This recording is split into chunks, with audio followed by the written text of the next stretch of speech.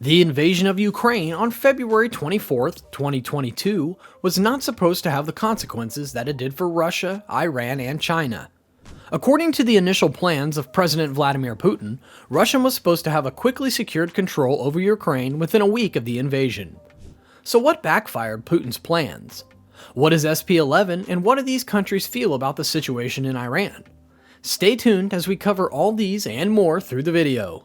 In terms of energy sources, an early surrender of Ukraine would have meant that Russia would have been able to maintain and even increase the flow of natural gas into Europe through the Nordstream 2 pipeline and also increase oil shipments to the southern regions of the continent. Additionally, Russia would have had greatly benefited from an increase in gas and oil imports from Iran, as it would have provided logistical support and given Russia more control over pricing. In the anticipation of the invasion, President Vladimir Putin had personally ordered the signing of several memoranda of understanding to ensure that Russia would maintain influence in Iran. However, things did not go as planned, and instead of securing control over Ukraine, Russia is now engaged in a costly and prolonged war of attrition. SP-11. Iran's flagship gas project, South PARS Phase 11, also known as SP-11, has been unable to make any meaningful progress due to the ongoing conflict. The situation for Russia and Iran is not what it was intended, and it appears that Putin's vision for the region has not come to fruition. A highly respected and influential individual within the oil and gas industry, who has close ties to Iran's petroleum ministry, recently announced that a series of meetings have been scheduled for the early months of 2023. These meetings will bring together officials from various government ministries and companies that are involved with the development of the South PARS 11 project.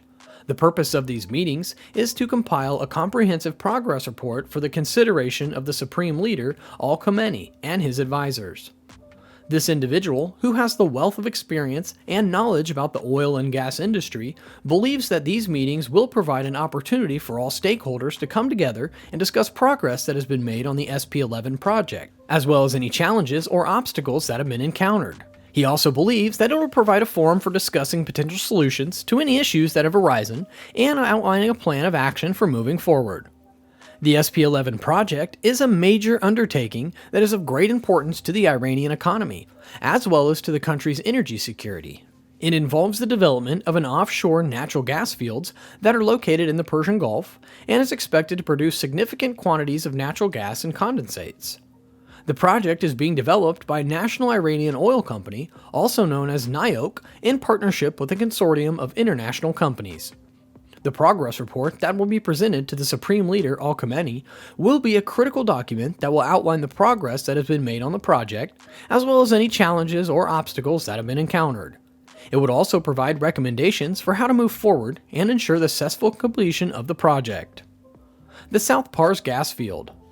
The South PARS gas field is an extremely important player in the global gas industry, and the Phase 11 project is a crucial component of this significance. This gas field is a part of a larger 9,700 square kilometer gas basin, which is the largest in the world by a significant margin. The entire reservoir holds a staggering 51 trillion cubic meters of non-associated natural gas, as well as at least 50 billion barrels of natural gas condensates.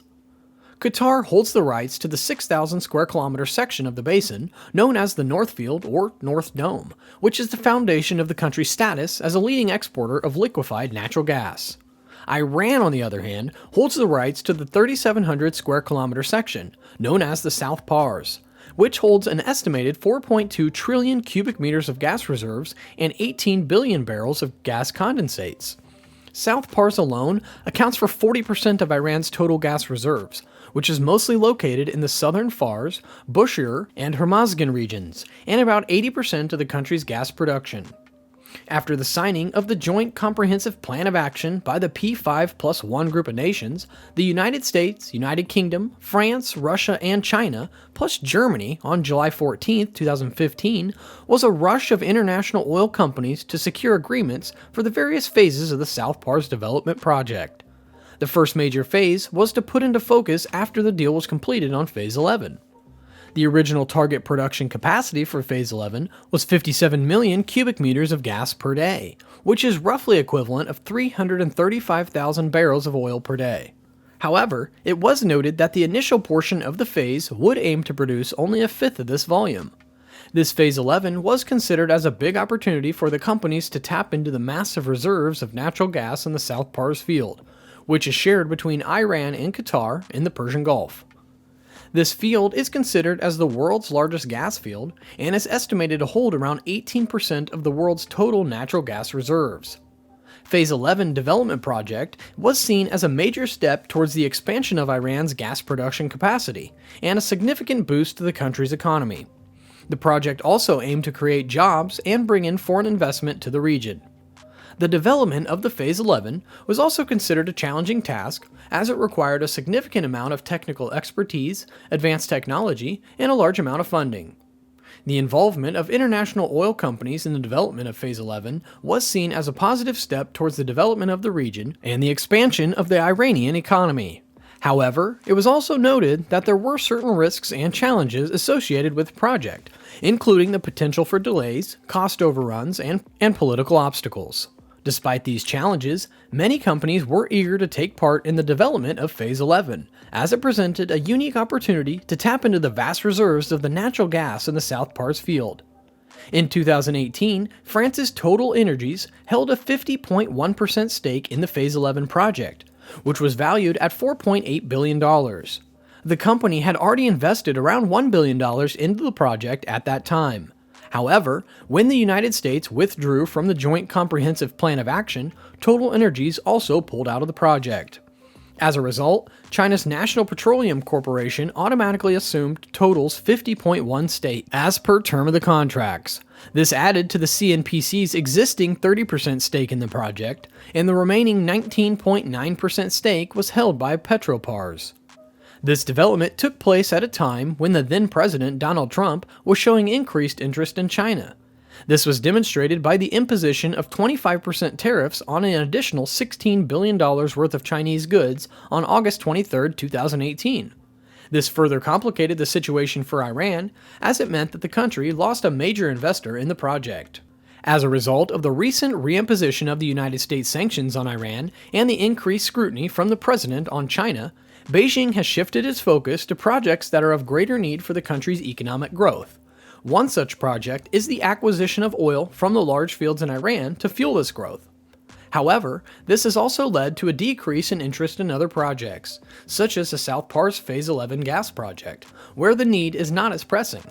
Another factor that has negatively impacted China's involvement in this project is the inability to rebrand the Iranian's gas from South PARS as Iraqi gas, as it can with much of its Iranian oil imports. This is because the South PARS gas reserves are not shared with Iraq, unlike many of the Iran's oil fields. An agreement was reached between Beijing and Moscow that Russia would take over in Iran where it had left off in the oil and gas sector, with the signing of 7 agreements immediately following the United States' withdrawal from the Joint Comprehensive Plan of Action. Russia will provide support for Iran's own efforts on the SP-11 project until China is fully able to re-engage the project. Beijing had planned for this to happen at the end of Donald Trump's term in office. According to Trump's National Security Advisor, John Bolton, it was the former Secretary of State, John Kerry, who had advised Iran to remain in the JCPOA and wait for Trump's presidency to end. The groundwork for this arrangement was laid by Russia and Iran approximately 1 month prior to Russia's invasion of Ukraine, where Iranian President Ebrahim Raisi visited his counterpart in Moscow, marking the first visit of the Iranian president to Russia in almost 5 years. According to statements from Iran's Minister of Petroleum, Javad Awaji, multiple sections of a 20-year cooperation agreement between Iran and Russia were signed. The agreement dealt with the development of oil and gas fields, the construction of refineries, and technology transfer. These agreements were solidified during a reciprocal visit to Tehran in July of 2022 by Russian President Vladimir Putin, in which a comprehensive memorandum of understanding was signed between the National Iranian Oil Company and the Russian company Gazprom.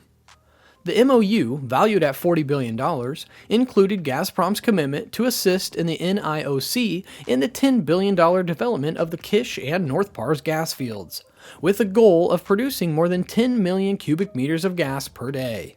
However, the situation changed due to Russia's invasion of Ukraine, which did not go as smoothly as Putin had anticipated. The prolonged conflict and the subsequent economic sanctions on Russia have left the company with limited resources to fulfill its commitments to Iran. Russia is now unable to provide Iran with the necessary machinery, technology, or funding, and can only offer promises of military aid, such as the upgraded missile defense system and fighter jets. These promises may not be sufficient to help Iran increase production at the South PARS gas field. So what do you think about how the SP-11 works? Let us know in the comments section.